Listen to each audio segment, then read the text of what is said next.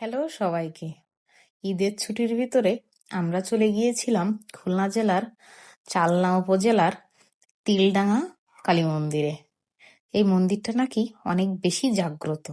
আমরা যখন গিয়েছিলাম তার কিছুদিন আগে এইখানে পূজা সম্পন্ন হয়েছিল। দেখুন মন্দিরটা কতটা বেশি সুন্দর। এই মন্দিরে পূজা হয় এক রাত্রে, মূর্তি তৈরি করে সেই রাত্রে পূজা করে পরের দিন সকালে বিসর্জন দেওয়া হয়। এটি একটি অতি প্রাচীন এবং জাগ্রত শ্মশানকালী মন্দির হিসাবে স্থানীয়ভাবে পরিচিত।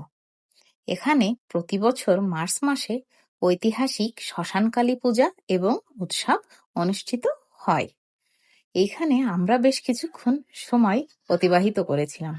আরো অনেকে এসেছিল তাদের বাবুদের অন্নপ্রাশনের জন্য।